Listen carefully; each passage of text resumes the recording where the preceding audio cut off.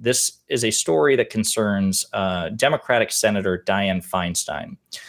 She has been a powerhouse, a mainstay in the Democratic Party for decades. She's 89 years old. She has served on many prominent committees. And right now, she is a high-ranking member of the Senate Judiciary Committee. More on that in a moment. She's also 89 years old.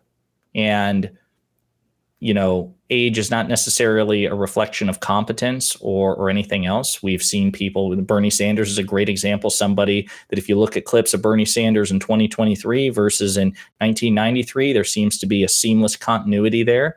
And then you have people in the Republican Party like Marjorie Taylor Greene, who's relatively young, but there seems to be very little cognition going on there. So age is not necessarily a benchmark is what I'm getting at.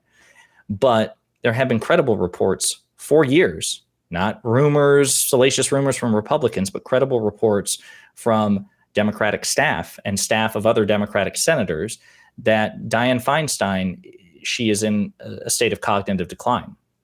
So having said all that, she's been out of the Senate for months due to contracting shingles, and her absence has slow walked the progress that President Biden had in terms in multiple avenues, but in most particular, appointing federal judiciary nominees. You know, that was one of the two major things that the Trump and McConnell team were able to do so successfully during the Trump years. Is they were able to cram the federal judiciary, every vacancy, with a young radical conservative. That will have extraordinarily deleterious effects on people who go before them, you know, trying to defend their rights. Well, President Biden, thankfully, was on record to beat Trump and McConnell's attempts to swing the judiciary right. They were actually putting out more progressive young judges at a higher rate than Trump and McConnell were doing to conservatives. And Dianne Feinstein was a huge part of that.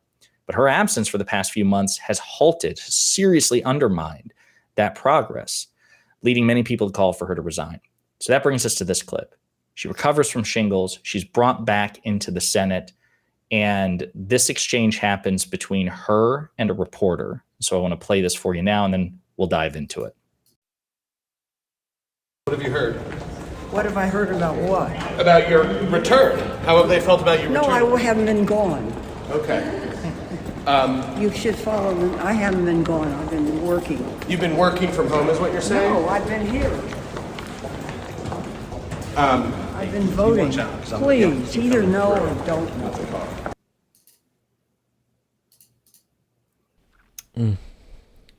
Well, take it away. What do you think? Yeah, so that's pretty severe to not know that you were gone when you were. And when discussing the subject, I think as most people do, there's an overwhelming amount of just human empathy for someone. I think a lot of us have had loved ones going through something like that. And so because real political impact is associated with this, it has to be discussed and it matters. And a resignation, it seems to be, I know just I will bring up one caveat to this, but seems to be the correct decision there. I think that decision should have been made a while ago. Like you talked about, the reports have been around for quite a while now, and I don't think she should have run for re-election years ago when she did. But because of both her legacy already and the impact of all of that being present and just the empathy we all have, it does feel unfortunate to have to say, listen, this is, if you can't do your job properly because of health situations, then for the sake of the country and for the sake of the party, all of that, and for the sake of yourself so that you can be with a family and all of that, you need to go ahead and resign. Yeah, so I will get to the frustrating part of Senate bureaucracy that complicates the virtue of whether or not Senator Feinstein should resign. But the next clip I do want to play is a response that she got from a colleague, also from California, because Senator Feinstein represents California in the Senate. This is a Democratic congressperson from California named Ro Khanna, and this is what he's had to say since her return and since that audio exchange that I just played for you. So we'll play this and get your thoughts.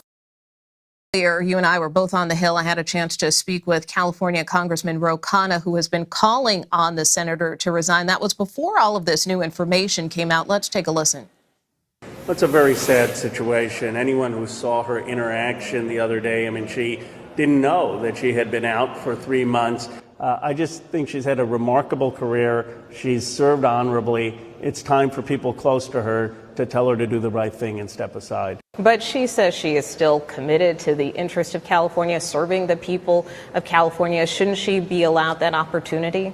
She should if she could do the job, but I would just encourage people to view the interaction themselves. I mean, it was painful to watch when Senator Durbin is saying that he has to monitor the medical health every day, when other people who are close to her in the Senate are saying it's painful to watch. I just hope people close to her can ask her to do the dignified thing, celebrate her service, and step aside.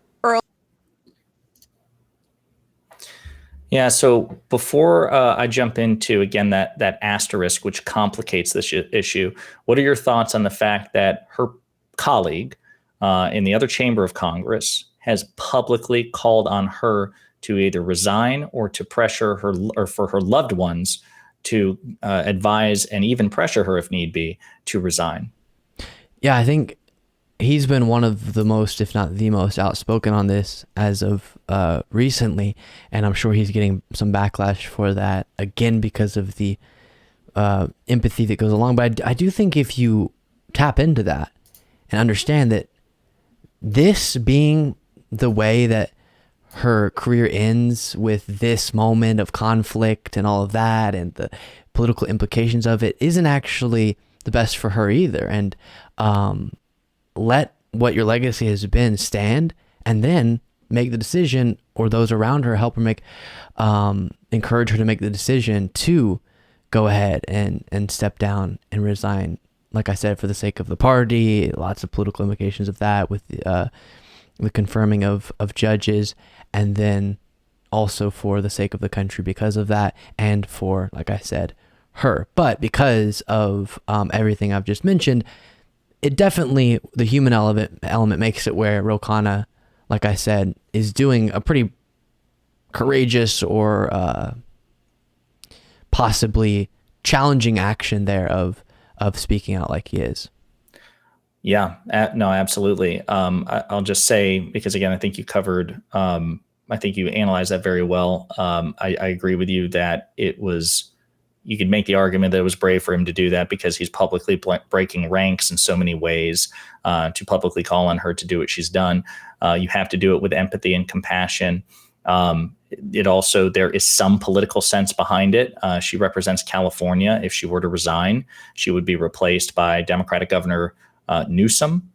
So if she were to resign, she would be replaced by a progressive, more than likely, certainly a Democrat. So that sounds good. That's great. And California has a robust roster of progressive Democrats from which Governor Newsom can choose.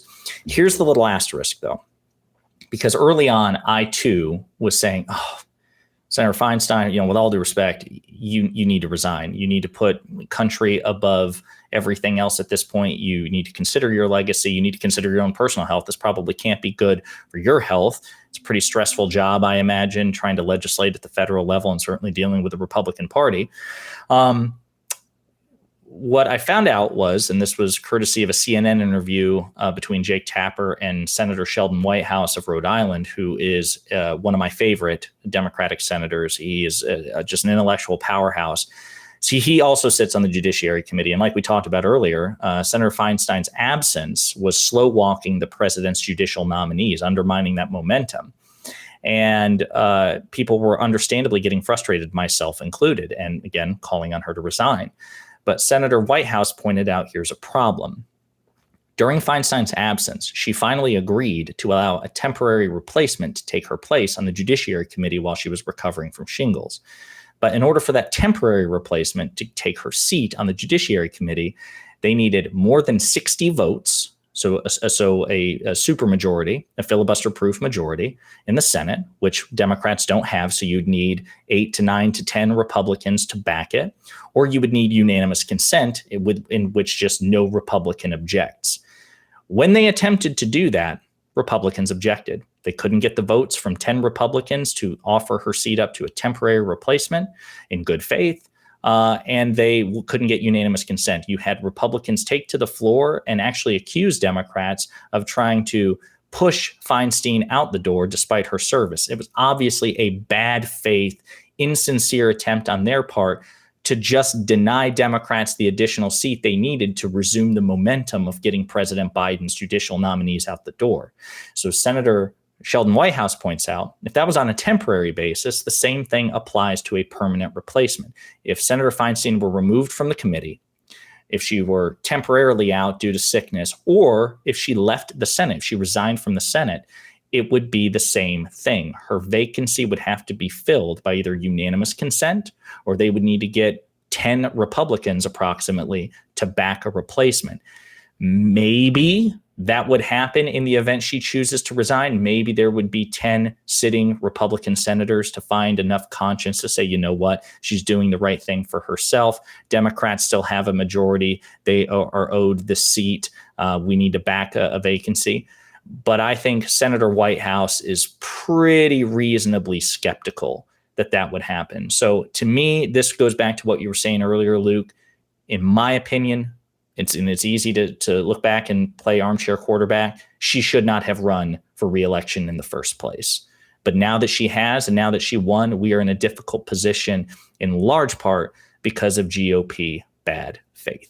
Thank you so much for watching this video. For the outro, I want to quickly plug Josiah's channel. Hit them with it, Josiah. All right, folks, you can find me at youtube.com/@ponderingpolitics, one word. If you like progressive politics, if you like the Republican Party being called out, and if you like collaborations with Luke Beasley, hit me up there.